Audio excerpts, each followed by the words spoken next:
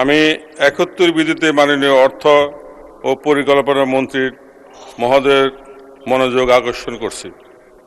উত্থাপিত বিষয়, কুমিল্লা জেলার আমার নির্বাচনী এলাকা মনোহরগঞ্জ উপজেলার জন্য একটি মেগা প্রকল্প গ্রহণ প্রসঙ্গে মাননীয় স্পিকার ২০০৫ সালে ৫ই ফেব্রুয়ারি আমাদের গণতন্ত্রের মা তৎকালীন প্রধানমন্ত্রী বাংলাদেশ জাতীয়তাবাদী দলের বিএনপির চেয়ারপারসন আপসহীন নেত্রী মরহুমা বেগম খালেদা জিয়া আনুষ্ঠানিকভাবে ১১টি ইউনিয়ন নিয়ে মনোহরগঞ্জ উপজেলা গঠন করেন।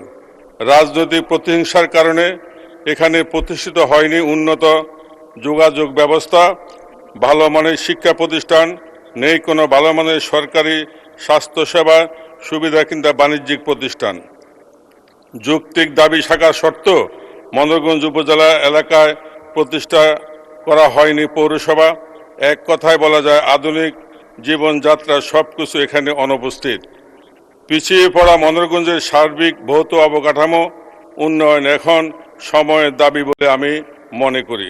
মাননীয় স্পিকার, একটি অঞ্চলের কার্যকারিতা ও উন্নয়নের জন্য অপরিহার্য মৌলিক ভৌত অবকাঠামো উন্নয়ন, উন্নত রাস্তা, সেতু, ভালো শিক্ষা প্রতিষ্ঠান, স্বাস্থ্যসেবা, বিদ্যুৎ এবং সুপেয় পানি এবং নিরাপদ পানির ব্যবস্থা, পরিবহন এবং যোগাযোগ ব্যবস্থার মতো স্থায়ী স্থাপনা, এগুলো শুধু একটি এলাকার অর্থনৈতিক কার্যক্রম এবং উৎপাদন ক্ষমতা বৃদ্ধিতে সহায়তা করেন, বরং জনগণের জীবনযাত্রাকে সহায়তা করে, যাহা পুরো দেশের অর্থনীতির সাথে সম্পৃক্ত।